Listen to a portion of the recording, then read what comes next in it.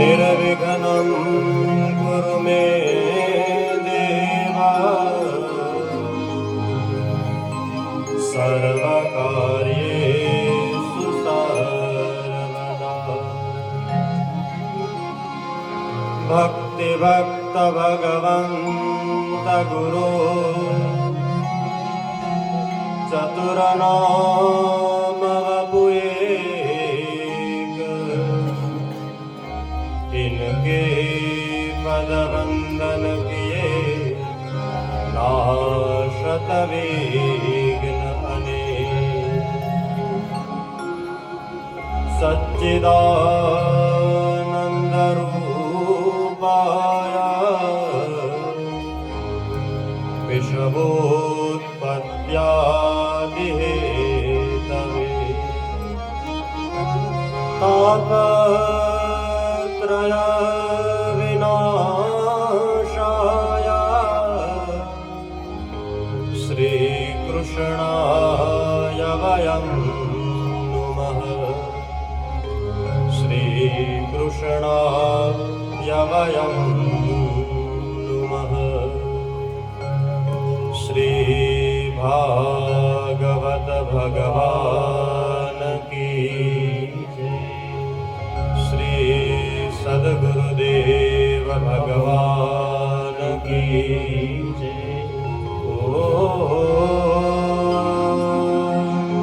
नमः पार्वती पतये हर हर महादेव हर।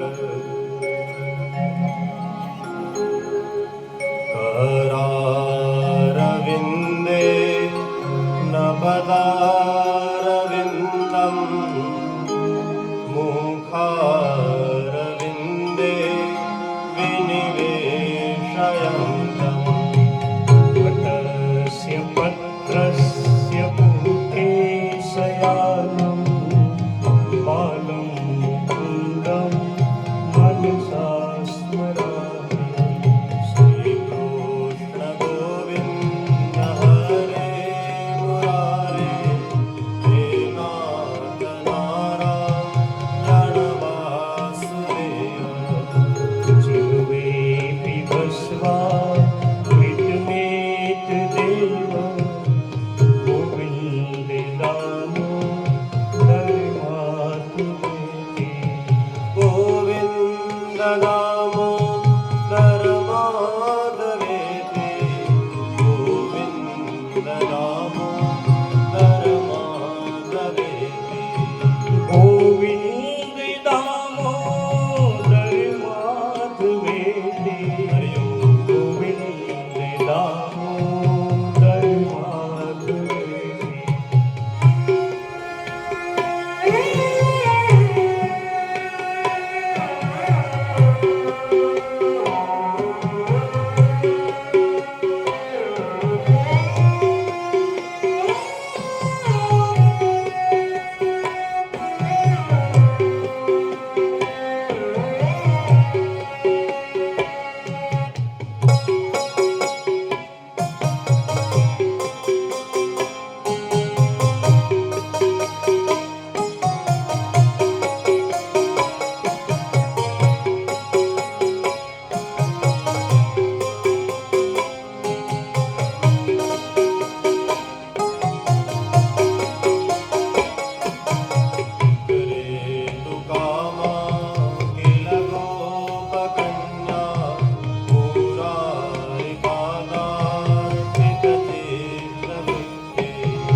दधियादिकं हवसाद गोचर, गोविन्द दामोदर माधवेति। गृहे गृहे गोपवधू कदम्बा, सर्वे मिलित्वा समवाप्ययोगम्। पुण्यानि नामानि पठन्ति नित्यं, गोविन्द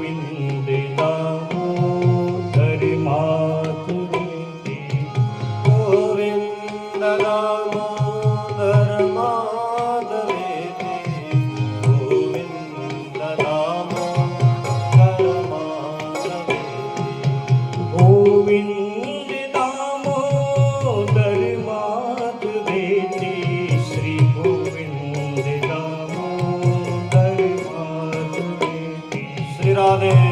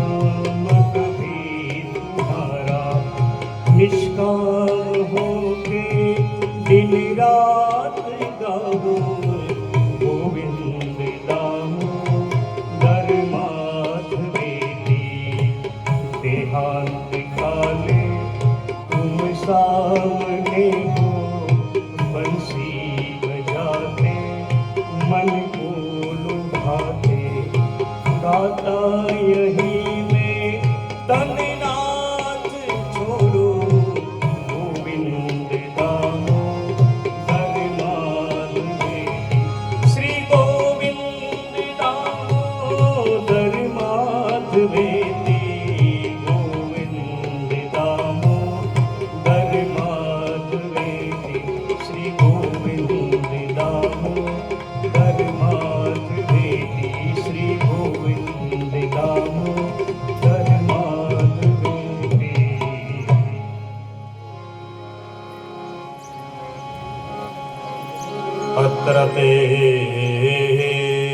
कीर्तयिष्याम इतिहासं पुरातनं यस्य श्रवणमात्रेण पापहानि प्रजायते। श्री सुखदेव जी महाराज की जय। मंगलम भगवान विष्णु मंगलम गरुड़ध्वज मंगलम पुंडरीकाक्षो मंगलाय तनोहरि।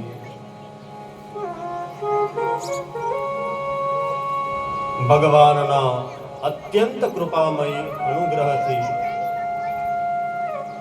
શેખપાટ ગામના પવિત્ર ભૂમિમાં યજમાનની પેઢીઓના મનોરથોથીને અનેક જન્મના પુણ્યના પ્રતાપે કથારૂપી ગંગા જે આપણને 7 દિવસો સુધી સ્નાન કરાવવા માટે સામે આવી છે, તેમની પાવન સાનિધ્યમાં જે ગ્રંથ ગોવિંદનું સ્વરૂપ છે એવા શ્રી ભાગવત ભગવાનને કોટી કોટી પ્રણામ.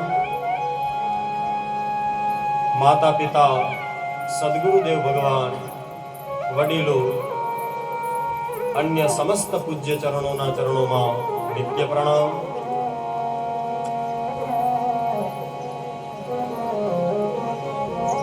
પાઠમાં બેઠેલા ભૂદેવો, કથા શ્રવણ કરવા માટે આવેલા માતા, બહેનો, ભાઈઓ, વડીલો, દરેક શ્રોતાઓના, દરેક વૈષ્ણવોના હૃદય કમળમાં બિરાજિત વિરાટ સ્વરૂપ પરમાત્માને કોટી કોટી પ્રણામ.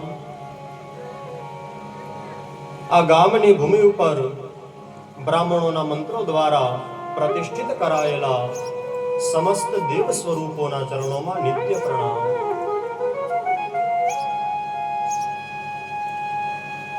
ભગવાનની કૃપા હોય તો જ આવો રૂડો અવસર આપણા આંગણે આવે છે. કથાના દ્વિતીય દિવસે આપણે મહાત્મ્યની હજી કથા શ્રવણ કરી રહ્યા છીએ.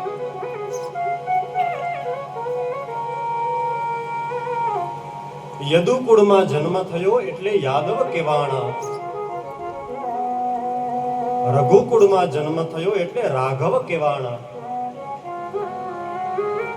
આપણે બધા મનુના સંતાન છીએ એટલે આપણે બધા માનવ કહેવાય છે. પરંતુ યાદ રાખજો, જન્મ તો મનુષ્ય યોનિમાં થયો જ છે, પરંતુ જ્યાં સુધી મનુષ્યત્વ ન આવે ત્યાં સુધી આપણો આ અવતાર, આપણો આ જન્મ એ સાર્થક નથી થતું. મનુષ્યત્વ આવે તો જ આપણે શરીરથી અને જન્મથી મનુષ્ય કહેવાય છે. કોઈ પૂછે કે કૂતરા અને બિલાડા કેવા હોય તો આપણે કહીએ કે તેને 4 પગ હોય, તેને પૂંછડી હોય, તેને કૂતરું કહેવાય, તેને બિલાડી કહેવાય. કોઈ પૂછે કે માણસ કોને કહેવાય તો જેની અંદર મનુષ્યત્વ હોય તેને માણસ કહેવાય. જન્મ તો થયો છે માનવમાં, પરંતુ કોઈ ગરીબને જોઈને માનવતા ન જાગે. અરે વાતો તો બહુ કરતા હોય રામની, પણ જેમ ભરતે બલિદાન આપ્યું, જેમ રામે જીવન જીવીને બતાવ્યું, જો તેમાં આપણે કરતા ન હોય અને આપણા ઘરની ઉપર આપણે લખ્યું હોય રામ નિવાસ, તો ક્યાંક કોકને સંકોચ ઊભો થાય. રામના ભક્તો પોતાની મર્યાદાથી ઓળખાય છે. માટે જીવનમાં મનુષ્યત્વ આવવું જોઈએ. બ્રાહ્મણ તો હોય પણ બ્રાહ્મણત્વ ન આવે ત્યાં લગી તેના કપાળ ઉપર તેજ જોવા નથી મળતું. મનુષ્ય તો હોય પણ મનુષ્યત્વ ન આવે ત્યાં લગી તે બીજાને કોઈને પણ મદદ ન કરી શકે. એક સમય હતો કે રાક્ષસો પાતાળમાં રહેતા હતા. એક સમય હતો કે કોઈ પણ સારું કાર્ય કરીએ તો રાક્ષસો આવી અને કામમાં વિઘ્ન આપતા હતા. હવેના સમયમાં મનુષ્યોના મનની અંદર જ એ રાક્ષસો પ્રવેશ કરે છે. આ કળિયુગ છે ભાઈ. આ યુગમાં પ્રત્યક્ષ રાક્ષસો આવતા નથી. આ યુગમાં પ્રત્યક્ષ દેવતાઓ પણ આવતા નથી.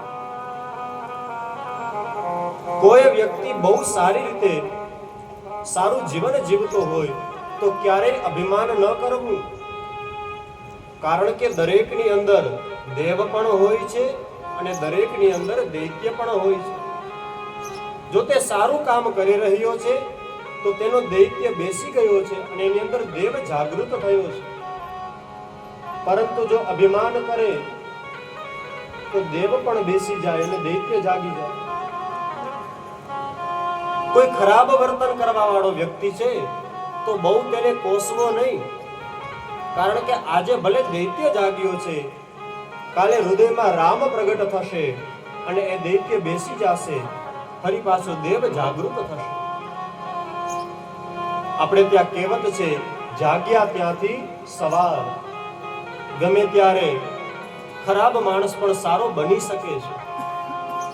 કુસંગમાં પડી ગયો હોય, દુષ્કર્મોમાં પોતે વિલિપ્ત થઈ ગયો હોય, પરંતુ જ્યારે તેના પિતૃઓની કૃપા થાય છે, જ્યારે ભગવતી એના ઉપર પ્રસન્ન થાય છે, જ્યારે કોઈ સાધુનો સંગ થઈ જાય છે, અને જ્યારે કોઈ ગુરુ એના મસ્તક ઉપર હાથ રાખી દે છે, ત્યારે તે ખરાબ પ્રવૃત્તિ વાળો વ્યક્તિ પણ સારો બની જાય છે.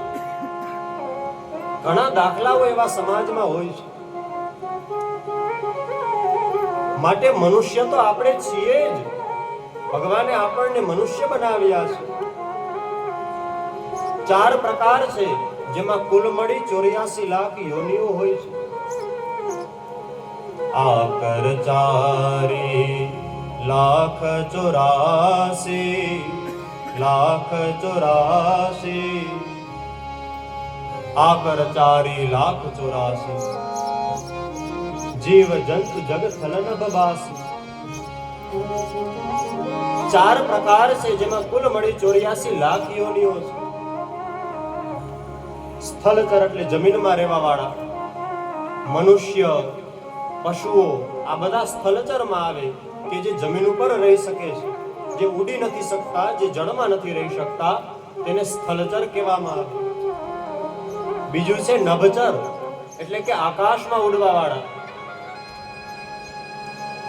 જોજો, પક્ષીઓ હોય તે આકાશમાં ઉડે છે, તે પોતાના રહેવાનું ઘર પણ ઊંચે બનાવે છે.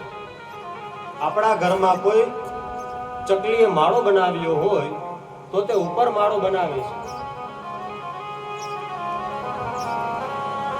માટે તેઓ નભચર કહેવાય છે, આકાશમાં ઉડવા વાળા.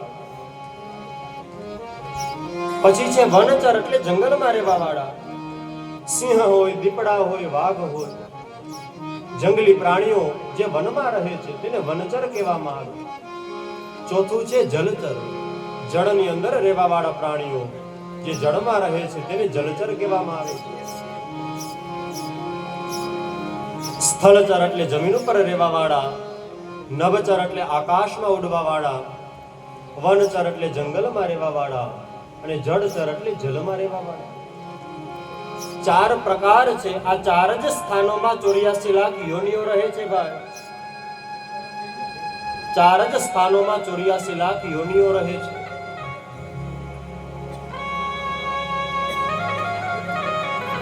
ચાર સ્થાનોમાં 84 લાખ યોનિઓ તો રહે છે, પણ તેમાં કુલ મળી મનુષ્ય યોનિને શ્રેષ્ઠ માનવામાં આવે છે. કેમ તો કે મનુષ્યેતર જેટલી પણ જીવ સૃષ્ટિ છે તે આપણા ઉપર નભે છે. 5 પ્રકારના યજ્ઞ કરવાનું આપણે ત્યાં કહ્યું છે. સવારે ઉઠી અને પક્ષીઓને ચણ આપવા જાય, લોટનો વાટકો ભરી અને ઝાડવાઓમાં કીડિયારું પૂરવા જાય, નદી કિનારે જાય, કુવા કાંઠે જાય તો ત્યાં પણ લોટની ગોળીઓ બનાવી માછલાને ગોળીઓ આપે. પાઠ કરજો. માટે કીડિયારું પૂરવા જાય, પક્ષીઓને દાણા આપવા જાય, કારણ કે તે આપણા ઉપર નભે છે. કિંમત ક્યારે થાય ખબર છે? જે વસ્તુ આપણી પાસે ન હોય ને ત્યારે આપણને તેની કિંમત થાય છે. પ્રભુએ સંસારમાં ખાલી સુખ ન બનાવ્યું, દુઃખ પણ બનાવ્યું. કેમ તો કે દુઃખ હોય ને તો જ સુખની કિંમત થાય.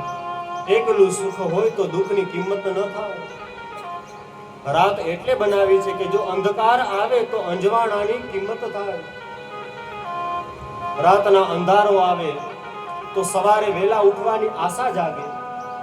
ફરી પાછો સૂર્ય ઉગશે, ફરી પાછો હું ઇદમ સૂર્યાય નમઃ ઇદમ અર્ઘ્યમ દત્તમ નમઃ.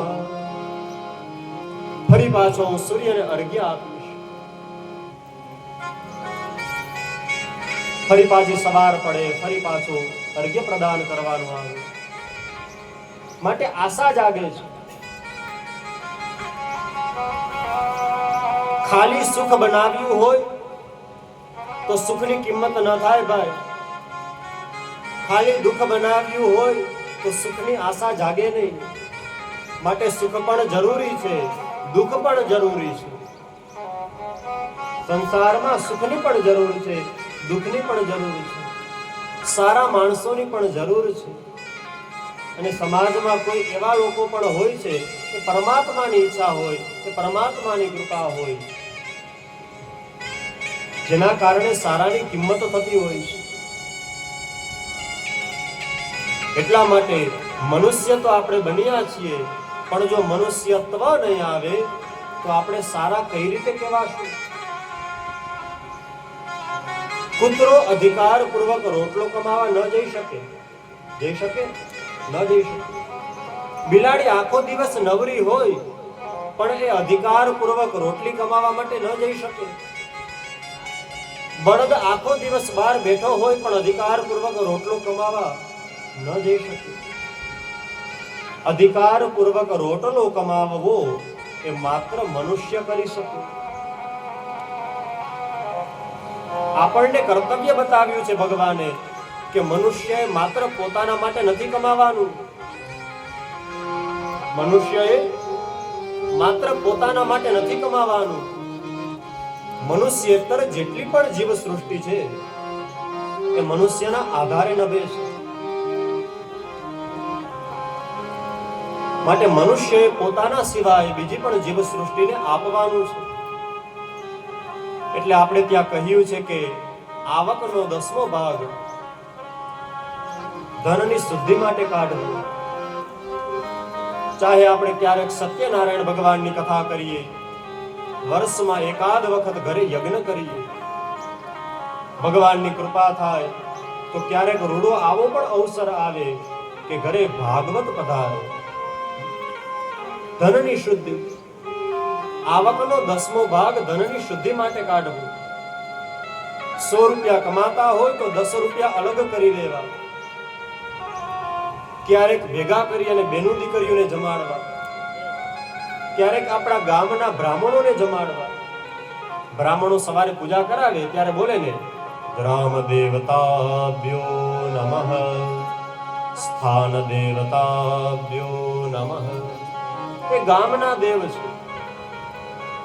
ઘણી વખત આપણે એવું પણ કરીએ છીએ કે બારેથી કોઈ આવ્યા હોય, અજાણ્યો હોય તો એને તો તરત જ આપણે પગે લાગીએ. પણ આપણા ગામના ગોર બાપા હોય તો અહીંયા પગ આમ પગ આગળ હાથ ન પહોંચતો હોય, આમ દૂરથી જ આપણે આમ. એક કહેવત છે કે અતિ પરિચયાત અવજ્ઞાત. ઘરનો હોય ને એની કિંમત જાજી ન હોય. ઘરનો હોય તો એની કિંમત ન થાય. એટલે જ ઓલી કહેવત છે, નદી કિનારે નારિયેળી. એ કિનારે હોય તો જ કિંમત થાય, ઘરે હોય તો ન થાય.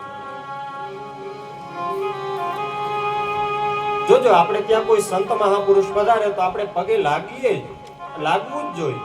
પણ મા બાપને પગે ન લાગે, એમાં શરમ આવતી હોય.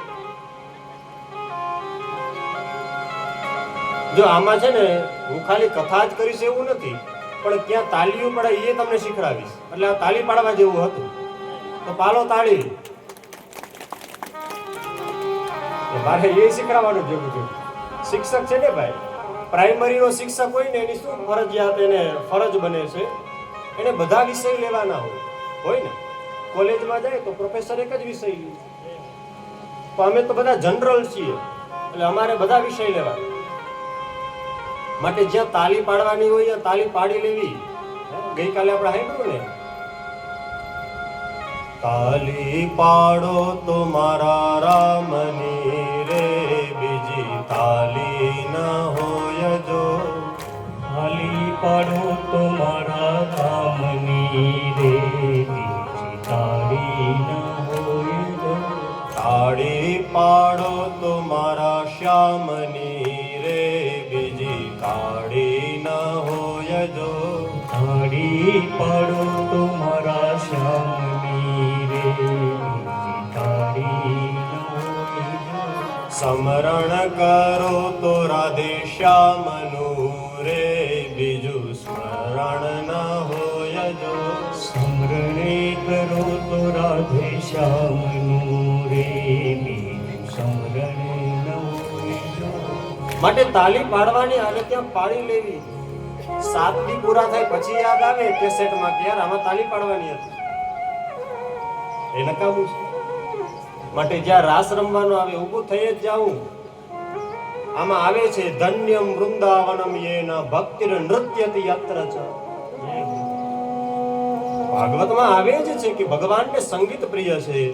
પ્રતિદિન મેવમ પઠનમ સંગીતમ કુરુતે, શિવ સંગીતમ કુરુતે, શિવ સાયુજ્યમ ગચ્છતિ, શિવ સાયુજ્યમ ગચ્છતિ, ભક્ત્યાશ્રુતે, ઓમ હર હર હર મહાદેવ, ઓમ હર હર હર મહાદેવ. પ્રતિ દિવસ જે સંગીત કરે છે, સંગીતનું ગાન કરે છે, તેને ભગવાન શિવનું ધામ પ્રાપ્ત થાય છે. માટે જ્યાં પણ રાસ રમવાનો આવે તો રમી લેવું. શું કામ? તો કે આ તો ભગવાન માટે આપણે નાચીએ છીએ, દેખાડા માટે નહીં. આપણો દીકરો પરણતો હોય અને આપણે કોઈ દી ન રમ્યા હોય તોય ઠુમકા મારવા ઊભા થઈ જાય છે. કેમ? તો કે આમાં હરખ છે ભાઈ. તો આ તો આપણા બધાયનો નાથ છે. પ્રભુ ક્યારે આવે? જ્યારે આપણા પિતૃઓની કૃપા થાય. માટે આવો અવસર આવે એમાં જ્યારે રોવાનું આવે તો પૂરું ધ્યાન રાખવું, કરુણતા આવે તો રોઈ પણ લેવું, હસવાનું આવે તો હસી પણ લેવું. જે પ્રસંગ હોય એને અનુરૂપ વર્તન કરવું. માટે આ કથારૂપી ગંગા છે જે આપણને સ્નાન કરાવવા માટે આવી છે. આવો કથામાં આપણે પ્રવેશ કરીએ. તુંગભદ્રા તટે પૂર્વમ મભુતપત્તનમુત્તમં, યતર વર્ણા સ્વધર્મેણ સત્ય સત્કર્મ તત્પરાઃ, આત્મદેવ પુરે તસ્મિન સર્વવેદ વિશારદા, શ્રોતસ્માર્તેષુ નિષ્ણાતો દ્વિતીય ઇવ ભાસ્કર. સનકાદિ ઋષિ મુનિઓ કથા સંભળાવી રહ્યા છે. શ્રી નારદજી મહારાજ કથા શ્રવણ કરે છે. કહે છે કે તમે એ ઇતિહાસ સાંભળો કે આ કથા પાપીઓને પણ પવિત્ર કરે છે. સર્વેનું મંગલ કરનારી આ કથા છે. મોટા મોટા પાપ લાગ્યા હોય તો એમાંથી પરમાત્મા આપણને મુક્ત કરે છે. એના માટેનો પૂર્વેનો એક ઇતિહાસ શ્રવણ કરો. તુંગભદ્રા નામે એક નદી હતી. તેના કિનારે આવેલું કોઈ રૂડું ગામ હતું. એ ગામડામાં બધા જ વર્ણના લોકો હળી મળીને રહેતા હતા. દરેક ગામ હોય તો એમાં ઘણી બધી પ્રકારના લોકો રહેતા હોય ને, અલગ અલગ પ્રકારના વર્ણ હોય, પણ બધા સાથે મળીને રહેતા હોય. એ જ તો આપણી તાકાત છે.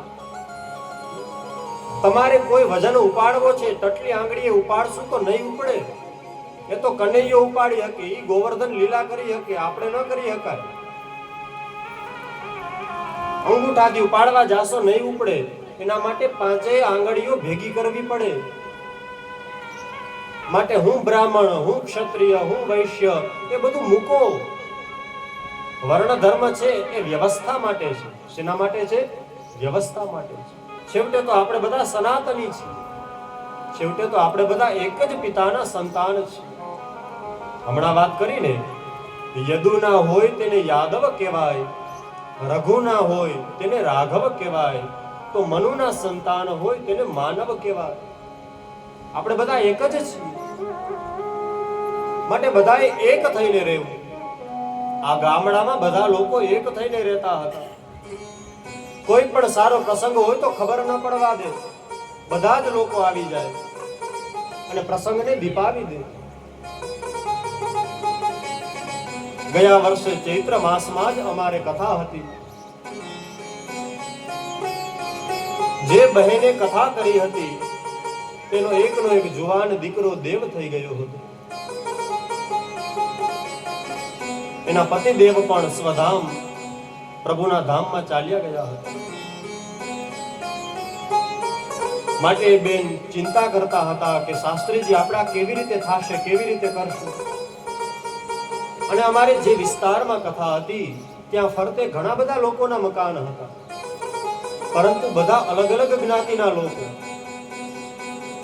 પહેલા દિવસે કથા પૂરી થઈ એટલે બધા લોકો સાંજે આવ્યા, અમે બધા મળ્યા, વાતોચીતો થઈ.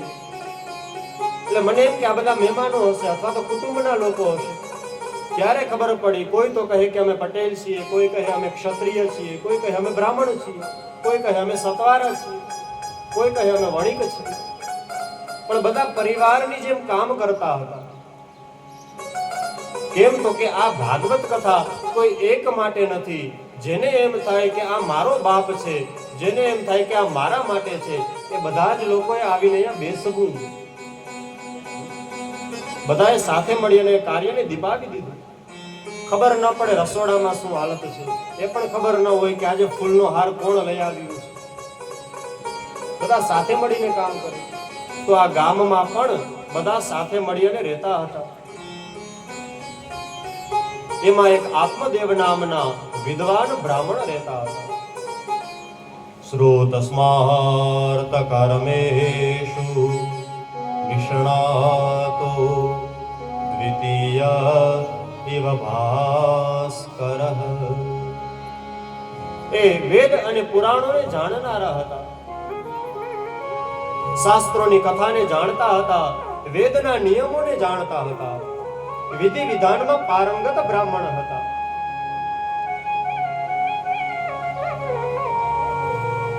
પુરોહિત કર્મથી તે પોતાનું જીવન વ્યતીત કરતા હતા. પુરોહિત કેને કહેવાય ખ્યાલ છે? જે હંમેશા બીજાનું કલ્યાણ કરે તેને પુરોહિત કહેવામાં આવે. જે પોતાના યજમાનનું કલ્યાણ કરે એને જ પુરોહિત કહેવાય. અને આમ પણ એવા જ બ્રાહ્મણને આપણે આમંત્રણ આપવું, આમ પણ એવા જ ગુરુને આપણે ગુરુ સમજવા કે જે આપણા માટે સારી હોય એવી વાત કરે. મને ગમે એવી વાત કરે એમ નહીં. એ કદાચ કડવી દવા હશે, તમને નહીં ગમે એવી દવા હશે, પણ તમારા માટે સારી દવા હશે. બાળક હોય એ બીમાર પડ્યું હોય, શરદી હોય, માથું દુખતું હોય કે કોઈ તાવ આવ્યો હોય, દવા ન પીતું હોય તો માં એને નાક પકડી ખોરામાં સુવડાવી મોઢું ખોલીને દવા પીવડાવી દે. એમ સાચો સદગુરુ એ છે કે જે પોતાના શિષ્યને ઠપકો પણ આપે જરૂર પડે તો. કેમ તો કે મારે આને ભવરોગના રોગથી ને એને દૂર લઈ જવો છે, મારે તો આને એવું ઔષધ આપવું છે કે જે તેનું કલ્યાણ કરે.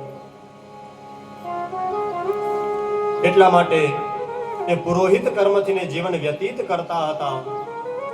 ધુંધુલી નામે પત્ની હતી. એણે પોતાના જીવનમાં અનેક સત્કર્મ કર્યા હતા, છતાં પણ નિસંતાન હતા. વાંજિયાપણું 3 પ્રકારે હોય છે ભાઈ.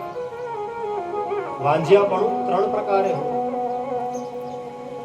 સંતાન ન હોય તો તેને એ દાંપત્ય જીવનને વાંજ્યું કહેવામાં આવે. સંતાન ન હોય તો તેવા દાંપત્ય જીવનને વાંજ્યું કહેવામાં આવે. કથા શ્રવણ કર્યા વગર, કીર્તન કર્યા વગર જો આપણો દિવસ જાય તો તે દિવસને વાંજ્યો કહેવામાં આવે. હિન્દુ એને જ કહેવાય, સનાતની તેને જ કહેવાય કે જે પોતાનો આખો દિવસ ભગવાનનું નામ લીધા વગર જવા જ ન દે. કાં કથા સાંભળવી, કાં કથા બોલવી, અથવા તો ભગવાનના નામનું કીર્તન કરવું. નહીંતર આપણો દિવસ વાંજ્યો કહેવાય છે. અને ત્રીજું છે, ઘી વગરનું ભોજન કરીએ તો તે ભોજનને પણ વાંજ્યું કહેવામાં આવે છે. એટલા માટે આપણે રોટલી ઉપર ઘી ચોપડીએ છીએ. ઘી વગરનું ભોજન હોય તેને પણ વાંજ્યું કહેવામાં આવે છે ભાઈ. 3 પ્રકારે વાંજ્યાપણું હોય. એમ આને દાંપત્ય જીવન છે ખરા, પરંતુ તેમાં સંતાન નથી. અરે મોટી ઉંમર થઈ પણ હજી ઘરે પારણું બંધાણું નથી. હજી પારણું નથી બંધાણું. તેણે પોતાના જીવન દરમિયાન અનેક તલવાળી અંજલિઓ પિતૃઓને અર્પિત કરી છે. સ્વધા શબ્દનો ઉચ્ચાર કરી પિતૃઓને જલાંજલિ આપી છે. સ્વાહા શબ્દનો ઉચ્ચાર કરી દેવતાઓને અન્ન પ્રદાન કર્યું છે. બ્રાહ્મણને જમાડી અને પ્રત્યક્ષ ભગવાનને ભોગ ધરાવ્યો છે. યજ્ઞ વગેરે અનુષ્ઠાનો કર્યા છે. ભગવાન શિવની આરાધના કરી, સપ્તસતીના પાઠ કરાવ્યા, ગ્રહો પ્રમાણેના પણ કાર્યો કર્યા.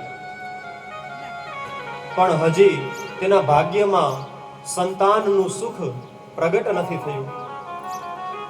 તે વિચાર કરે છે કે મેં મારા જીવનનું અડધું ધન આ બાબતમાં વેડફી નાખ્યું, પણ હજી મને સંતાન પ્રાપ્ત નથી થયું.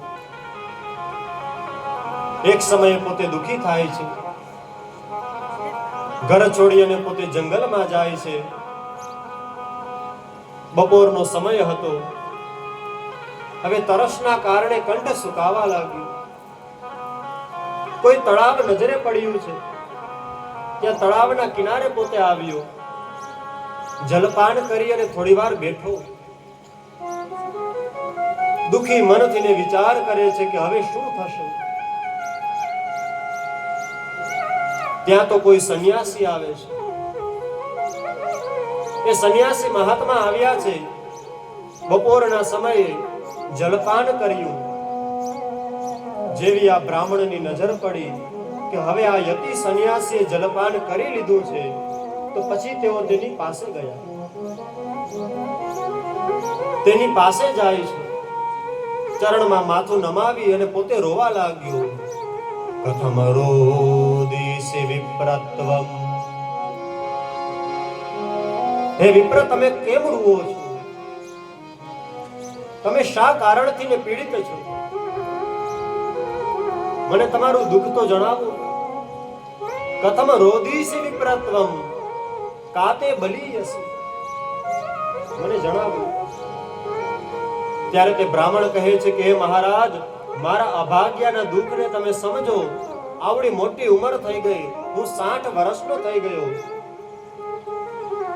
પણ હજી મારે ત્યાં સંતાન નથી થયું. હે મહારાજ, જો મેં આ ધન એકત્રિત કર્યું છે, પરંતુ હું મારા સંતાનને ન આપી શકું તો આ ધન શા કામનું? આ બ્રાહ્મણ માત્ર રૂપિયાની વાત નથી કરતા, એ પોતાના જ્ઞાનની પણ વાત કરે છે. મારી પાસે જ્ઞાન રૂપી જે ધન છે, એ જો હું મારા બાળકોને ન આપી શકું તો આ પોથીનું જ્ઞાન શા કામનું? એ મહારાજ, હું મારા પિતૃઓને જળની અંજલિ આપું છું તો તેઓ નિશાસો નાખીને ગ્રહણ કરે છે. યાદ રાખજો, પિતૃઓ ત્યારે જ શ્રાદ્ધ ગ્રહણ કરે જ્યારે આપણા પછીની પેઢી આવી ગઈ હોય. કોઈ નિસંતાન વ્યક્તિ પિતૃઓને જળની અંજલિ અર્પણ કરે તો પિતૃઓ હર્ષથી ને ગ્રહણ કરતા નથી.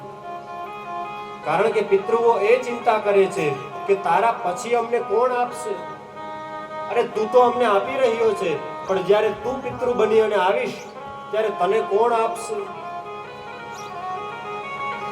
જે પોતાના પિતાને કુ નામના નરકમાંથી તારે તેને જ પુત્ર કહેવાય. વેદમાં પુત્ર વિશે ઉત્તમ મહત્વ બતાવ્યું છે. ડગલે ને ડગલે સ્મશાનમાં જતી વેળાએ પિતાને ખભો આપી અને પુત્ર જાય તો પ્રત્યેક ડગલે અશ્વમેધ યજ્ઞનું પુણ્ય મળે છે. જ્યારે પિતા પોતાના સંતાનનું મુખ જુએ છે તો તે પિતૃના ઋણમાંથી મુક્ત થઈ જાય છે. પણ માતાના ઋણમાંથી કોઈ મુક્ત નથી થતું. માતાના ઋણમાંથી મુક્ત ન થઈ શકે. સંન્યાસ ગ્રહણ કરવાનો નિયમ છે કે માતા પિતાની મંજૂરી લેવી પડે. કદાચ પિતા મંજૂરી ન આપે, પણ જો માતા મંજૂરી આપે ને તો તમે સંન્યાસ લઈ શકો છો. દશરથ મહારાજ કહે છે કે હે રામ, તું વનમાં ન જા બેટા. અલે ભલે મને કલંક આપે, સમાજ ભલે મને ખરાબ કહે, પણ તું વનમાં ન જા. ત્યારે રામ કહે છે કે હે પિતાશ્રી, જો માત્ર અને માત્ર તમારી આજ્ઞા હોત ને તો હું કદાચ જંગલમાં ન જાઉં, પણ મારી માતાની પણ આજ્ઞા છે. મારી માતાએ વચન માંગ્યું છે, માનું વચન હોય તો જાવું પડે. સંન્યાસ ગ્રહણ કરવાનો નિયમ છે. કદાચ પિતા તમને મંજૂરી ન આપે, પણ જો માતા મંજૂરી આપે તો તમે જઈ શકો છો. અને સંન્યાસ ગ્રહણ કર્યા પછી કોઈ સંન્યાસી પોતાના જ પિતાના ઘરે ભિક્ષા માંગવા માટે આવે તો તે પોતાના પિતાને પગે ન લાગે.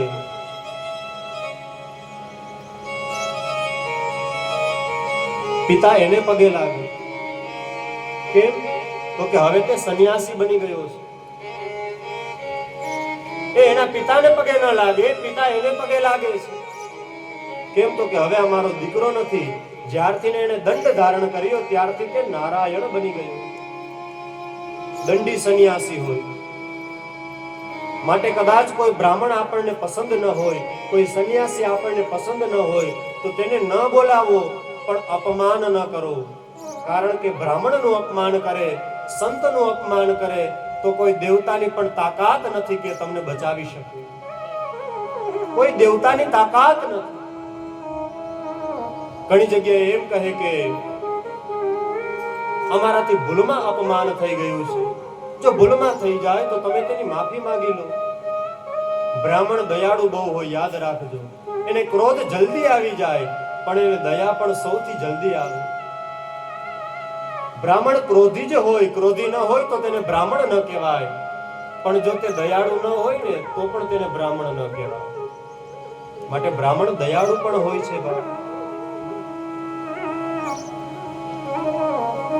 એટલે માતા કદાચ તે સંન્યાસી પિતા પાસે જાય તો પિતા તેને પગે લાગે. કેમ? તો કે હવે મારો દીકરો નારાયણનું સ્વરૂપ બની ગયો છે.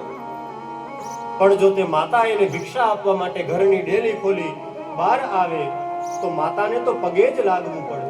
એ માતાના પગમાં દંડવત કરે છે. કેમ? તો કે માથી મોટું તો ક્યારેય નથી થવાતું. અરે ભગવાને તો કેટલાય અવતારો લીધા. હમણાં આપણે સાંભળશું આજે ભગવાને 24 અવતારો લીધા, પણ એ જ અવતારોના મંદિર બન્યા જેમાં ભગવાને માતાના કુખેથી જન્મ લીધો છે. પાલો તાળી. એ જ ભગવાનના મંદિરો થયા કે જેમાં ભગવાને માતાના કુખેથી જન્મ લીધો. થાંભલામાંથી પ્રગટ થયા, બ્રહ્માજીના નાકમાંથી પ્રગટ થયા, અનેક અવતારો લીધા, પણ એના મંદિરો ન થયા. કેમ? તો કે 14 ભુવનનો નાથ, મા વગર એ પણ અનાથ. માટે મા તો મા હોય છે. કોઈ એક ગામ હતું, એમાં કોઈ એક સ્ત્રી રહેતી હતી. એના એવા ભાગ્ય હશે કે નાની ઉંમરમાં તેને વિધવા બનવું પડ્યું.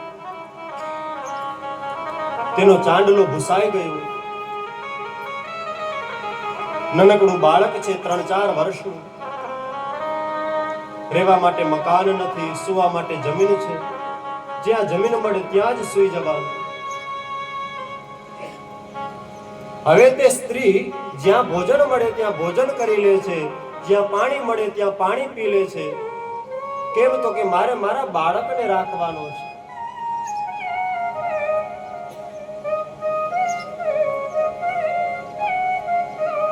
પતિ તો છે નહીં, માટે બધી જવાબદારી એ માની બની ગઈ છે. પોતાના નાનકડા બાળકને લઈ જ્યાં પણ જાય, જે પણ એને મળે એને આપી દેવું. એક દિવસે સ્ત્રી પોતાના ગામમાંથી ને બીજા ગામમાં ગઈ તો ત્યાં મેળો ભરાણો હતો. મેળો ભરાણો હતો.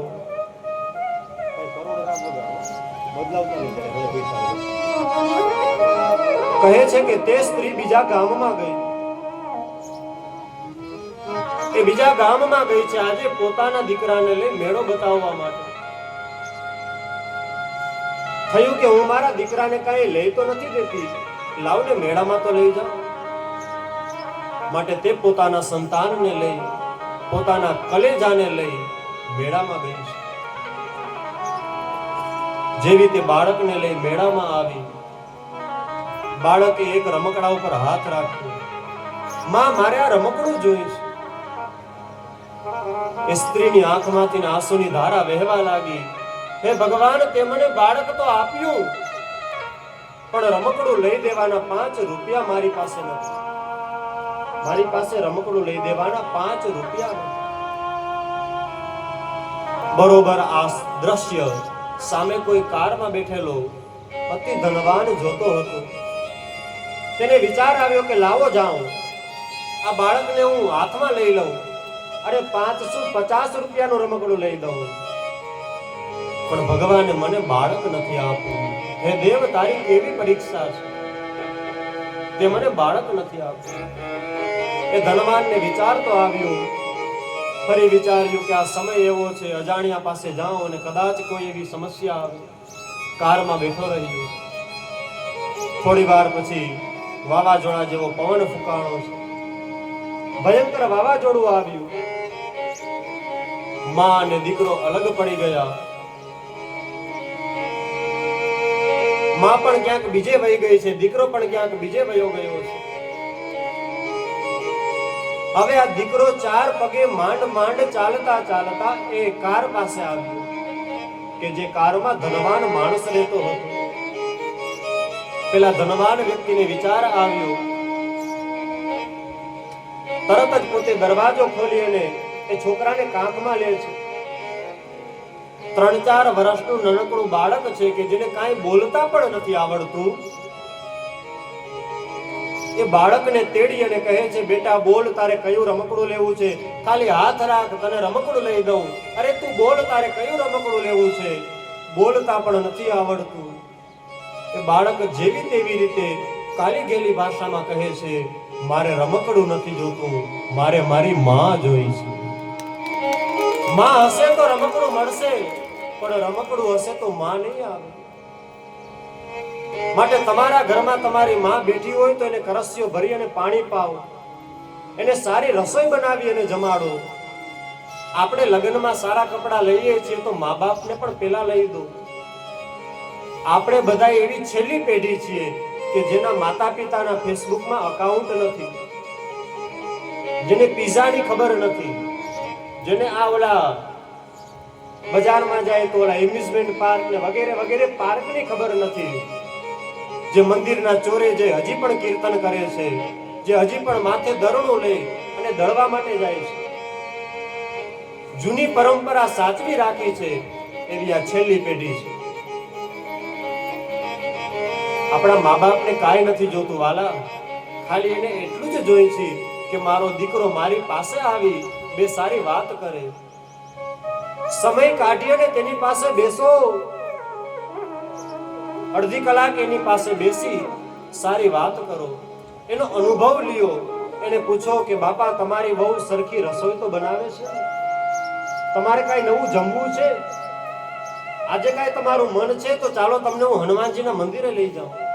અરે આજે મંગળવાર છે, ચાલો હનુમાનજીના મંદિરે જાય.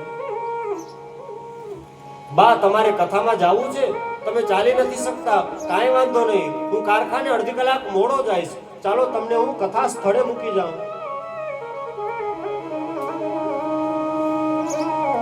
ઘણી વખત ઘણી જગ્યાએ એવું પણ થતું હોય કે માવડી કહે છે કે બેટા પાણી જોઈએ છે, ત્યારે વહુઓ છે ને એવું વર્તન કરે, અરે અમે તો હાંભળ્યું નહોતું, અમારું તો ધ્યાન નહોતું બાપા, નકર અમે તો દેવા માટે તૈયાર જ છીએ, પણ અમારું ધ્યાન નહોતું. યાદ રાખજો, વારા પછી વારો. આજે એ ખાટલે પડ્યા છે, કાલે આપણે પણ ખાટલામાં જવાનું જ છે. આજે તમે એમ કહો છો કે ધ્યાન નહોતું, કાલે તો એવું કેવા વાળી આવશે હખણી બહેને. સમય ગંભીર છે ભાઈ, આ હસવા માટે મેં નથી કીધું, આ વાત જરાય હસવાની નથી. અમારે તો શહેરોમાં પણ કથા કરવા જવાનું હોય, ગામડાઓમાં પણ જવાનું હોય. હજી ગામડાઓમાં મર્યાદા છે, ખુરશી ઉપર બેઠા હોય ને કોઈ વડીલ આવે ને તો તરત ખુરશી ખાલી કરી દે, અરે બેસો બેસો, તમારાથી નીચે નહીં બેસાય, તમે બેસો. આપણા ગામડાની પરંપરા છે આ, શહેરોમાં એવું વર્તન હોતું નથી. માટે મા બાપ જ્યાં લગી છે ત્યાં લગી તેની સેવા કરી લો. પછી ગુલાબના હાર પહેરાવો કે ગલગોટાના પહેરાવો, માત્ર એ તો છબી જ હાર પહેરે છે, એ ક્યાં આવવાના છે. યાદ રાખજો, હોય ત્યાં લગી જો કિંમત થઈ જાય તો બહુ સારું કહેવાય. નહીતર દુનિયાનો નિયમ છે કે સમય પણ હોય અને સમજદારી પણ હોય, આ બે ભેગું આવતું નથી. સમજદારી આવે ત્યાં સમય વયો ગયો હોય છે, સમય હોય ત્યારે સમજદારી હોતી નથી. સમજદારી આવે ત્યાં 7 દી પૂરા થઈ જાય. આ 7 દી એટલે કથાના નહીં, આપણા જીવનના 7 દિવસની વાત છે. ક્યારે યમનો પોકાર આવશે ખબર નથી. 7 જ દાડા છે, પરીક્ષિત હોય કે આપણે હોય. માટે જો સમજદારી બહુ સમયસર આવી જાય તો સુરાપુરાની કૃપા કહેવાય, એ સુરેશ્વરીની, એ સુરેશ્વરની, પરમાત્માની કૃપા કહેવાય. કારણ કે સમજદારી અને સમય બે સાથે નથી આવતા. આપણે બાપાને કહીને કે બાપા તમને શું ખબર પડે, પણ એ આપણે ત્યાં લગી જ બોલી જ્યાં લગી આપણે બાપા ન બન્યા હોય. આપણે બાપા બનીને પછી ખબર પડે બાપા સાચા હતા ભાઈ, માં સાચી હતી. ઓ બેન, માં સાચું કહેતી હતી કે દીકરી વહેલી ઉઠી જા, સાસરે જાઈશ તો તારે વહેલી રસોઈ કરવી પડશે, અરે ટિફિન કરવા માટે 4 વાગ્યામાં ઉઠવું પડશે. હે બેન, હવે મને મારી માં યાદ આવે છે. કેમ તો કે ભાવતું નહીં ને તો હું કહી દેતી કે માં બીજું બનાવી દે ને, એટલે મારી માં મને પ્રેમથી બીજું શાક બનાવી દેતી. હવે જો કદાચ રસોઈ સારી બની હોય ને તો કાંઈ વધતું નથી, છેવટે ગોળ અને રોટલી ખાઈ હું મારું પેટ ભરી લઉં છું. કેમ તો કે વહુ બનીને આવી હોય ને એને તો છેલ્લે જમવાનું હોય. કદાચ શાકમાં મીઠું વધારે પડી ગયું હોય તો એમ કહે છે તારી માએ નહોતું શીખડાવ્યું. માટે હવે યાદ આવે છે કે બેન, માં કહેતી હતી ને એ સાચું હતું. માતા પિતા હોય ત્યાં લગી એની કિંમત કરી લેવી. બાપ છે એ બેકગ્રાઉન્ડ છે અને માં છે એ આપણો ખોડો છે. માના ખોડામાં બેસો ને ત્યાં લગી ટાઢ પણ ન લાગે, ત્યાં લગી ગરમી પણ ન લાગે. બાપ બેઠો હોય ને ત્યાં લગી ખબર ન પડે, વ્યવહારમાં જી આવે, સારા પ્રસંગમાં પણ જી આવે, કોઈ એવા અશુભ કાર્ય હોય તો ત્યાં પણ હાજરી આપી આવે. પિતા ન હોય ત્યારે ખબર પડે, બધી જગ્યાએ કામ ધંધો બંધ કરીને પણ જવું પડે. મેં ગઈકાલે એક વાત કરી હતી કે વાતને પકડી રાખજો. આ ભાગવત કથા છે, એકમાંથી બીજી આવશે, બીજામાંથી ત્રીજી આવશે. માટે આપણી મૂળ વાત ક્યાં હતી? સમયનો 10મો ભાગ ધનની શુદ્ધિ માટે કાઢો, સંપત્તિનો 10મો ભાગ ધનની શુદ્ધિ માટે અને સમયનો 10મો ભાગ આત્માના કલ્યાણ માટે. સમયનો 10મો ભાગ દરેકે પોતાના આત્માના કલ્યાણ માટે કાઢવો જોઈએ. દરેક વ્યક્તિ પાસે 24 જ કલાક છે. એનો 10મો ભાગ કરો એટલે 144 મિનિટ થાય. એ તો આપણે ધર્મ માટે નથી કાઢતા, પણ કમસે કમ 24 મિનિટ તો આપણે કાઢવી જ જોઈએ. એ 24 મિનિટ આપણે ભગવાનને આપીએ. જ્યારે ભગવાનની આરતી ઉતારતા હોય, જ્યારે ભગવાનની સેવા કરતા હોય, તો મોબાઈલને બંધ કરી, મોબાઈલને સાઈડમાં રાખી પૂરેપૂરી ભગવાનને આપો. 15 જ મિનિટ સેવા કરે, એમાં પણ 10 વખત તો મોબાઈલ ચેક કરી લઈએ. આવું ન કરો. ભલે તમે 10 જ મિનિટ ભગવાનને આપો, પણ પૂરેપૂરી આપો, હૃદયથી આપો. શરીર તો અહીંયા હોય પણ મન બીજે ક્યાંક હોય. શા કામનું? શરીર તો અહીંયા હોય પણ મન બીજે ક્યાંક હોય. શું કામનું? કથાના મંડપમાં આપણે બધા બેઠા છીએ, પણ જેટલા બેઠા છે બધા અહીંયા ન હોય. કોઈ 70% હોય, કોઈ 80% હોય, કોઈ તો 40% હોય. કેમ? તો કે શરીર તો અહીંયા હોય પણ મન બીજે હોય. આ કથામાં આવે છે એટલા માટે કહું છું. કેમ? તો કે આનો છેડો પકડજો. કૃષ્ણ ભગવાન 11 વર્ષ અને 52 દિવસ ક્યાં રહ્યા? ગોકુળમાં રહ્યા, વૃંદાવનમાં રહ્યા. પ્રભુ જ્યાં સુધી ગોકુળમાં હતા, વૃંદાવનમાં હતા, ત્યાં સુધી એ ન વિચાર્યું કે હું મારી માં દેવકીને મળતો આવું, હું મારા પિતા વસુદેવને મળતો આવું, અરે મારો પરમ ભક્ત છે એવા મારા ઉદ્ધવને મળતો આવું. જ્યાં પણ રહ્યા શરીરથી મનથી પૂરેપૂરી રીતે રહ્યા. પ્રભુ જ્યારે મથુરામાં આવ્યા પછી પોતે ક્યારેય ફરી પાછા વૃંદાવનમાં આવતા નથી. શરીરથી નહીં, મનથી પણ પોતે મથુરામાં રહે છે. જરાસંધ ચડાઈ કરવા આવે છે. હવે ખબર પડી કે આપણે દ્વારિકા નગરીનું નિર્માણ કરવું છે. પ્રભુ દ્વારિકાનું નિર્માણ કરી અને લગભગ 100 વર્ષ જેટલો સમય આપણા દ્વારિકામાં વ્યતીત કરે છે. તો ફરી પાછા પ્રભુ મથુરા નથી જતા. એટલા માટે તમે જ્યાં પણ હો પૂરેપૂરા મનથી રહો. શરીર પણ અહીંયા હોય, મન પણ અહીંયા હોય, તો આપણને સાંભળવાનું ફળ મળે છે. આ વાત કેમ કરું છું હું? તો કે આપણે આજે મનને એકાગ્ર કરવાની ચર્ચા કરવાની છે. આજે ધુંધુકારીની કથા આપણે સાંભળશું. માટે ધુંધુકારીને મોક્ષ મળી ગયો, એ ખાલી વાસમાં આવી ગયો એટલે મોક્ષ નથી મળ્યો. વાસમાં આવ્યા પછી એને શાંતિથી કથા સાંભળી છે, કથાનું મનન કર્યું છે, કથાનું ચિંતન કર્યું છે. આ કથામાં મારા માટે શું કામનું છે, આ કથામાં મારે શું સ્વીકારવાનું છે. માટે સંપત્તિનો 10મો ભાગ ધનની શુદ્ધિ માટે, સમયનો 10મો ભાગ આત્માના કલ્યાણ માટે. ત્રીજું તો એ છે કે સંતતિ એટલે કે સંતાનનો 10મો ભાગ પણ ધર્મ માટે કાઢવો. એ તો અત્યારે શક્ય નથી. પહેલાના સમયમાં એવું હતું કે કોઈને 10 દીકરાઓ હોય ને તો એક દીકરો ધર્મ માટે નીકળી જાય, સંન્યાસ ગ્રહણ કરી લે, દરેક ગામડાઓમાં જાય, ધર્મનો ઉપદેશ કરે. સાધુની કોઈ જ્ઞાતિ ન હોય ભાઈ. સાધુ તો કોઈ પણ જ્ઞાતિનો હોય. વર્ણ તો 4 છે: બ્રાહ્મણ, ક્ષત્રિય, વૈશ્ય અને શુદ્ર. સાધુ તો કોઈ પણ હોય. અને જે સાધુ બની ગયો છે, જેણે ઘર છોડી દીધું છે, એ હંમેશા વંદનીય છે. આપણે એને પ્રણામ કરીએ.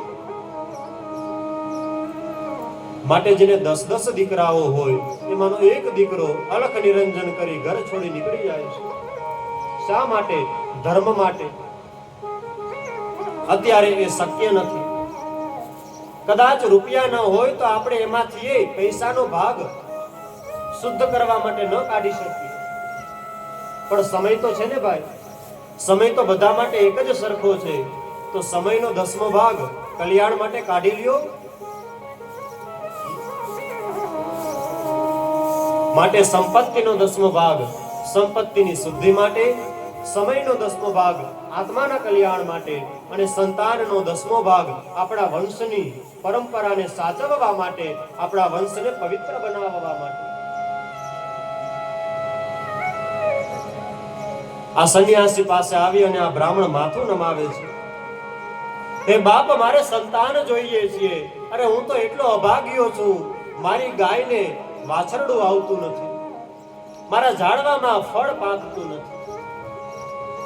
હે મહારાજ, હું જે કોઈ પણ વૃક્ષ વાવું છું ને એ તરત જ મુરઝાઈ જાય છે. મારે ત્યાં એ તુલસીના ઝાડવામાં માંજર આવતા નથી, મોગરો વાવું તો તેમાં પુષ્પ પાકતા નથી. અરે કદાચ મેં કોઈ જગ્યાએ જઈને દાણા વાવ્યા હોય તો 10ના 1000 તો નથી થતા, પણ 10નો એક દાડો પણ ઉગતો નથી. એ મહારાજ, હું તો અભાગ્યો છું, માટે મારે સંતાન જોઈએ છે. એ સંન્યાસી કહે છે, એ બ્રાહ્મણ, મેં તારા કપાળની રેખાઓ વાંચી છે, અને 7 જન્મમાં પણ કોઈ પ્રકારે સંતાન નથી થવાનું. તારા ભાગ્યમાં સંતાન નથી, તારા ભાગ્યમાં સંતાન નથી, માટે તને સંતાન નહીં મળે. એ બ્રાહ્મણ, તું હઠ ન કર. યાદ રાખજો, હઠ કરીને આપણે જે મેળવવાનો પ્રયત્ન કરીએ એ ક્યારેય આપણને સુખી ન કરે. હઠપૂર્વક જે મેળવીએ એ ક્યારેય સુખી ન કરે.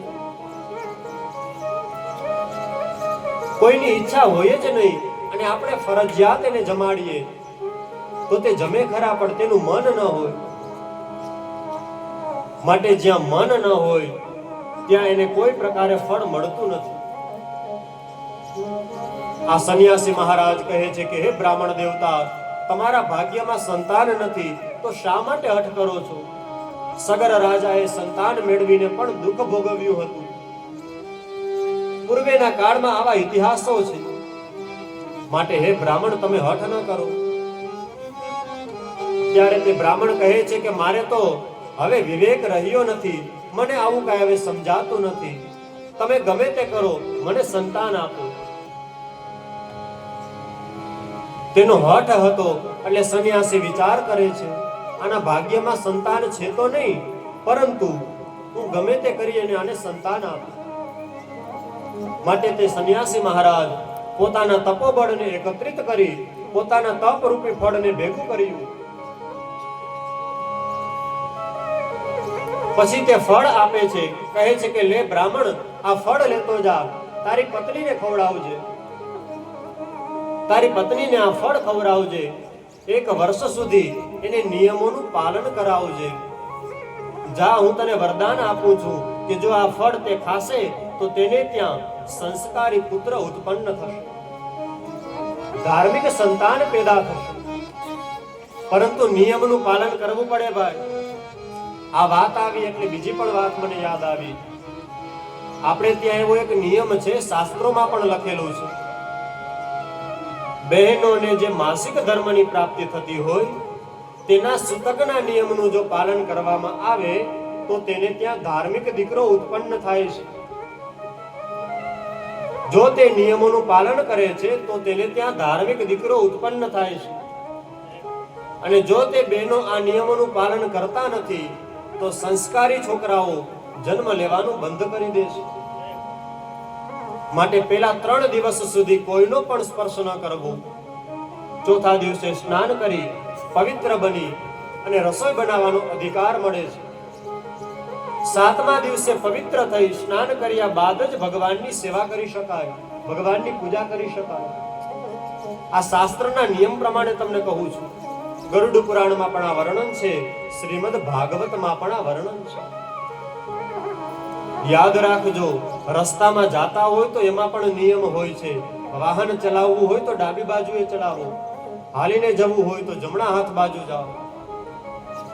કેમ તો કે નિયમોનું પાલન કરવું જ પડે. હવે જો સાવ સમજાઈ જાય એવી રીતે સમજાવું. આપણે કદાચ દાન કરવા માટે જતા હોય, સાંભળજો, આપણે કદાચ દાન કરવા માટે જતા હોય, આપણી એક્ટિવામાં ઘણી બધી પ્રકારના ફળ આપણી ભેગા રાખ્યા હોય, પણ આપણે રસ્તામાં રોંગ સાઈડમાં જતા હોય તો પોલીસ વાળા આપણને રોકે કે ન રોકે ભાઈ? રોકે ને હિતેશભાઈ? શા માટે રોકે? તો કે માર્ગ ખોટો છે, માર્ગ ખોટો છે. રસ્તામાં જવા માટે પણ જો નિયમોનું પાલન કરવું પડતું હોય તો આ તો જીવન છે ભાઈ, એમાં નિયમોનું પાલન કરવું જ પડે. અને આ પાલન કરીએ તો એનાથી આપણને જ ફળ મળે છે. નિયમોનું પાલન એટલા માટે છે કે આપણને તેનું પુણ્ય પ્રાપ્ત થાય. કહ્યું છે કે તારી પત્નીને કહેજે કે નિયમોનું પાલન કરે, અવશ્ય ધાર્મિક દીકરો ઉત્પન્ન થશે. બ્રાહ્મણ ફળ લઈ અને ઘરે આવ્યા. પત્નીને તે ફળ આપ્યું છે. અરે દેવી, આ ફળ લો. જો તમે વર્ષપૂર્વક નિયમોનું પાલન કરશો તો અવશ્ય આ મહાત્માના કૃપાથીને આપણે ત્યાં સંતાન ઉત્પન્ન થશે અને તે ધાર્મિક હશે. ફળ તો લઈ લીધું પણ તે ખાતી નથી. પોતાની સખીને કહે છે કે દેવી સાંભળ, કદાચ હું આ ફળ ખાઉં અને મને કદાચ બાળક રહે અને કદાચ એ જ સમયે ધરતીકંપ આવી જાય તો બીજા બધા તો ઘરમાંથી બહાર નીકળી જાય, પણ હું તો અંદર જ મરી જાઉં. અને કદાચ મારા ઘરે નણંદ આવે અને માલમત્તા બધી ચોરી જાય ને હું ઊભી થઈને એને રોકી પણ ન શકું. કદાચ બાળક જન્મ લેતી વેળાએ આડો થઈ જાય તો મારું પણ મૃત્યુ થાય. અરે આના કરતા તો કા વાંજણી સારી કા વિધવા સારી. આ મારા કોઈ ઉમરેલા શબ્દો નથી, આ બધા ભાગવતમાં લખેલા શબ્દો છે. મેં કાંઈ ઉમેરો આમાં નથી કર્યું, ચોખ્ખું લખ્યું છે ભાગવતમાં. આવા વિચારો કરે છે. કેમ તો કે પોતે કુલટા છે, કુટિલ સ્વભાવની સ્ત્રી છે. ધનવાન તો છે જ, કામ કરવામાં કુશળ છે, પરંતુ વિચારો ખોટા છે.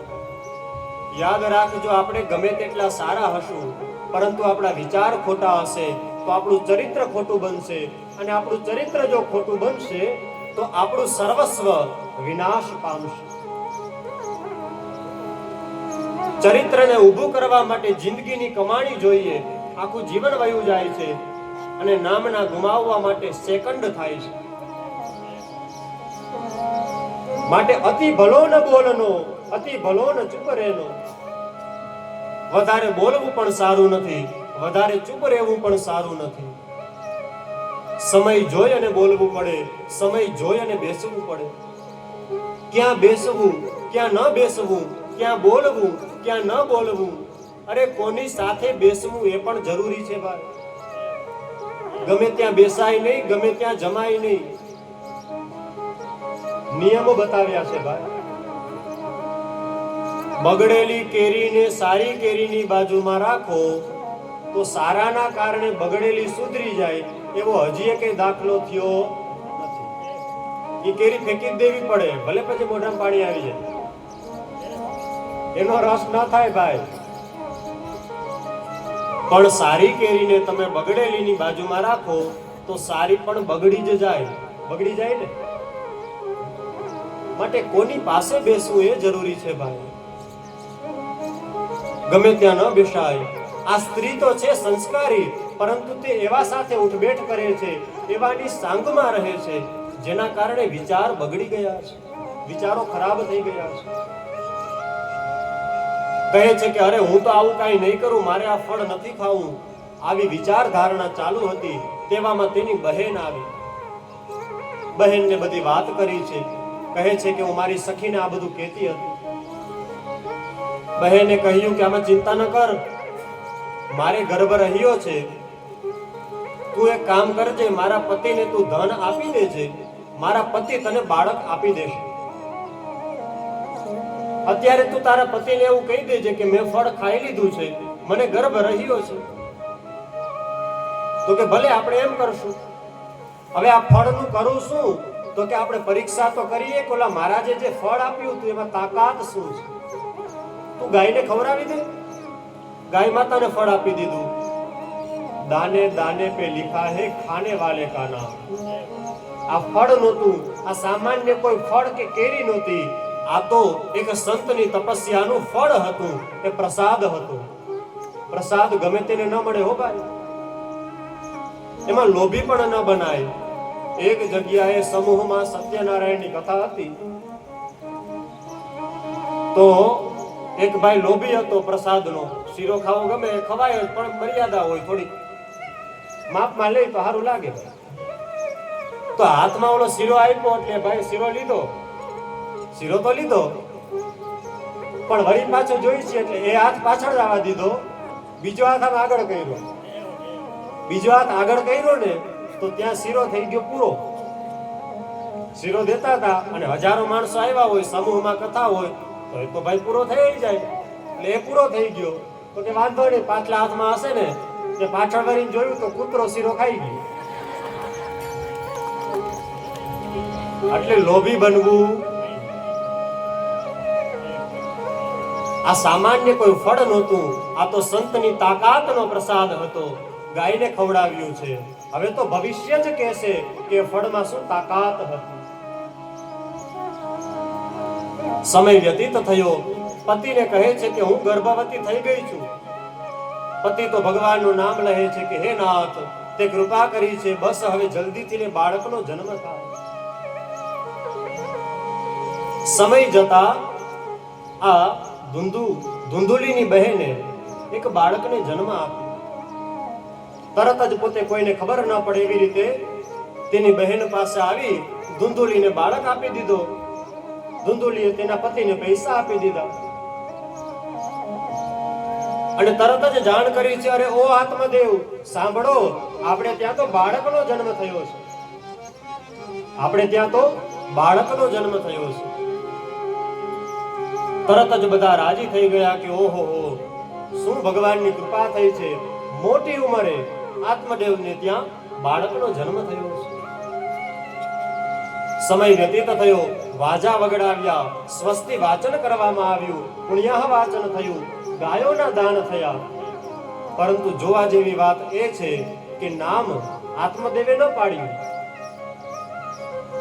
હોય સો જો રામ રચી રાખા. અને રામની બનાવેલી રચના નબળી ન હોય. મારી રચના નબળી હોય, તમારી રચના નબળી હોય, રામની રચના નબળી ન હોય. વિશ્વકર્મા નિર્માણ કરે તો એ દિવાલ પડી ન જાય. એ તો દેવતાઓના શિલ્પી છે. નામ કોને પાડ્યું? એની માતાએ પાડ્યું. માતા કોણ હતી? કુટિલ હતી. ધુંધુકારી નામ રાખવામાં આવ્યું. પણ જુઓ તો ખરા, આત્મદેવના કેવા ભાગ્ય ખુલ્યા છે. એ ધુંધુકારીનો જન્મ થયો એના 3 મહિના પછી પેલી જે ગાય હતી ને કિશોરભાઈ, એ ગાયે પણ એક બાળકને જન્મ આપ્યો. અને વિશ્વમાં પેલો એવો બનાવ બન્યો છે કે જેણે મનુષ્ય આકારના બચ્ચાને જન્મ આપ્યો. ગાય કોઈ દી મનુષ્યને જન્મ આપે ભાઈ? પરંતુ ગાયે મનુષ્ય આકારના બચ્ચાને જન્મ આપ્યો છે. હવે મેન વાત આવી છે. પોતાના દીકરાનું નામ આત્મદેવે ન પાડ્યું. એને તો ખબર નથી કે મારો દીકરો છે, પણ આત્માને તો ખબર હોય ને હિતેશભાઈ. આનું નામ શું છે? આત્મદેવ. આત્મા જાણે છે કે આ મારો દીકરો નથી. પણ આ ફળની તાકાત છે કે જેણે ગાયે મનુષ્ય આકારના બચ્ચાને જન્મ આપ્યો. આત્મદેવ વિચાર કરે છે કે જેના ગાય જેવા કાન હોય, માટે આનું નામ શું પાડ્યું? ગોકર્ણ નામ રાખવામાં આવ્યું. ગોકર્ણ નામ પાડવામાં આવ્યું છે. સમય વ્યતીત થવા લાગ્યો. હવે ધુંધુકારી પણ મોટો થાય છે. હવે ગોકર્ણજી મહારાજ પણ મોટા થાય છે.